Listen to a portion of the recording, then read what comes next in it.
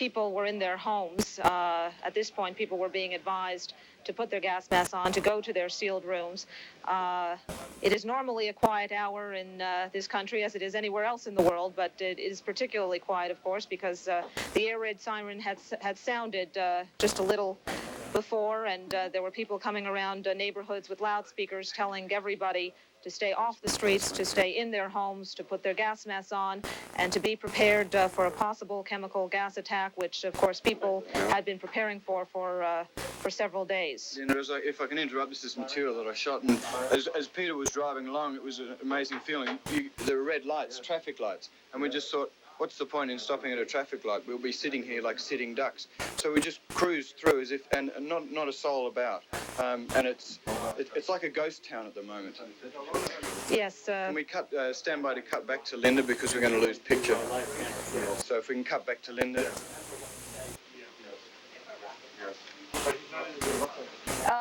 Yes, again, the pictures that you were just seeing, of course, are some of the very first pictures out of Israel. Pictures of BBC crew that was making its way from their office into the streets, preparing to cover this very important news event. This, of course, is what Israel was preparing for, a worst-case scenario, the possibility that Israel might come under attack, and we are now waiting to see what the Israeli army's response will be. Catherine? Thank you, Linda. At this time, let me recap for you something we reported just a few moments ago, and that is an explosion was heard Friday near the huge airbase at the Saudi city of Bahrain. Apparently, there has been at least a single missile attack upon the city of Bahrain.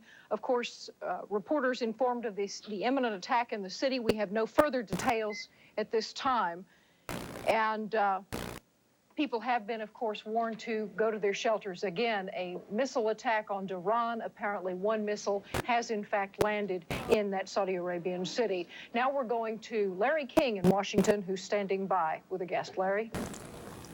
Thank you, Catherine. On this historic night, with us in our studios in Washington is General Edward Shai Meyer. He's the former Army Chief of Staff during the Carter and Reagan administrations. General Meyer did all of the Army's contingency planning for the Gulf region. Also joining us is Colonel Sam Dickens, Air Force. He commanded a fighter squadron in the Vietnam War and was Director of Operations of the 401st Fighter Wing in Spain, and that is a unit that is now in the Gulf. Your overall reactions to the events tonight, General Meyer? Well, one of the things that we had to be concerned about as we started trying to contain the war in Iraq and Kuwait was that it didn't spread horizontally. The attack on Israel makes it possible now that the war will expand horizontally, and that means this could be a lot longer war than people anticipated at the start. Did it surprise you, Colonel?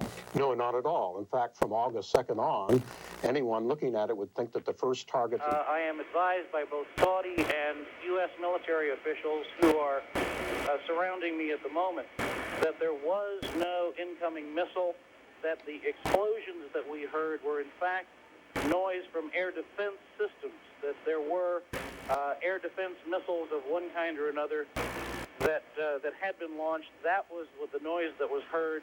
There was great concern and fear that there had been some kind of surface-to-surface missile that had landed in our area. That is not the fact. And I just wanted to make sure, and the folks that are both officials from both the U.S. and Saudi government want to make sure that people understand that there has not been an attack in our region. Terry, there apparently also was a conflicting report that possibly an incoming Scud had been intercepted by a Patriot missile. Could that have been the case?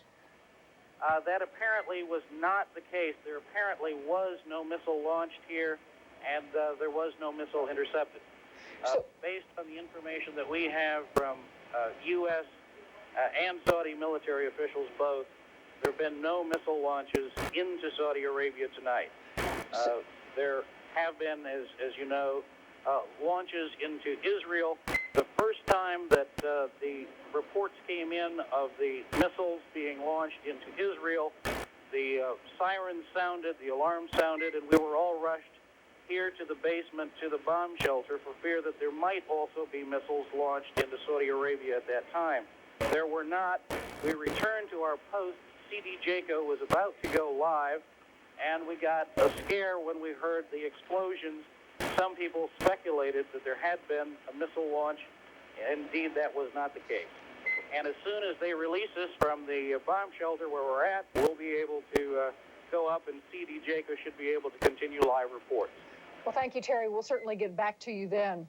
At this time, we have Richard Roth on the phone with us from Tel Aviv. Richard?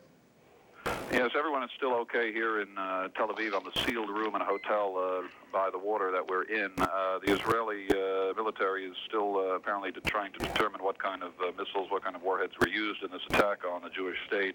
An announcer came on television about 15 minutes ago to say that everyone should still stay indoors. Several cities are still urged to have everyone wear their gas masks. People have sealed up rooms and put soaking rags under doors and things like that. You never know who you'll run into in a bomb shelter. With me, one of the people here among the journalists, Zubin Mehta, music director of the New York Philharmonic and the Israeli Philharmonic, who a few days ago, instead of returning to New York for rehearsal and concerts, decided to fly here to a country which he has many close ties with. I'm going to put him on and maybe describe the atmosphere he's found here in this sort of sealed room bomb shelter we're in. Zubin? Hello? Yes, Mr. Mehta. Thanks for joining us. Well, the spirit is very high and very quiet, no panic. The entire staff and clientele of the Hilton Hotel is in one corridor on the 6th floor, and there have been exercises of putting on and off the masks as the Israeli radio sort of advises us, and the entire country is sort of on one discipline. And as usual in Israel, in a state of conflict, discipline is optimum. Let me ask you, when you returned to Israel after reports of the day's bombing, were you surprised at the events this evening? They're asking if you were surprised at the events today. There was some conjecture that the Iraqis might let off a one or two in desperation. And in Israel, we find that whatever rumor flies around during the day usually comes to pass at night. At this point in time, Mr. Mehta, what would you like to see the Israeli government do in response? Well, they're in such close contact with the Americans, I think they better be, at this moment, under the American umbrella. I don't think maverick action would be too beneficial. Thank you very much again for joining us, Zubin Mehta, Richard Roth. At this time, let's go to Linda Scherzer, who's standing by in Jerusalem. Linda? Catherine, I just wanted to update the situation. We have just heard on Israel radio that the Army has said that the entire country can take off its gas masks. That is according to Israel radio.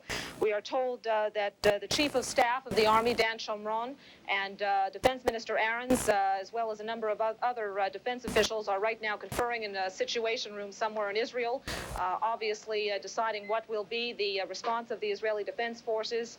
That is what I can tell you at this point, except that the Army wants us to tell you that the situation is under control. Catherine? Linda, do you have any idea what is dictating that kind of message to the Israeli people when the decision is made it's all right to take off gas masks, when they're obviously not concerned that there's an incoming attack at this point in time? Well, it's difficult to say from where I'm standing. I will tell you, though, that in the past number of days, there has been certainly a call-up of civil defense workers, people whose job it is to go out into the streets to be able to identify what may be in the air, what chemicals, and to let the people know what it is that they may have to fear. So they certainly have the situation under control, know exactly what they're looking for, and if Israel radio is reporting that the situation is under control, then I feel confident in telling you that it is.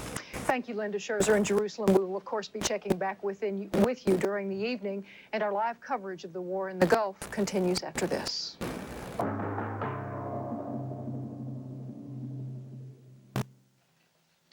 Welcome back. We're going to rejoin CNN in just a moment, but first we want to tell you that we have a lot of local reaction here in South Florida, and we'll have a full report for you coming up at 10 o'clock.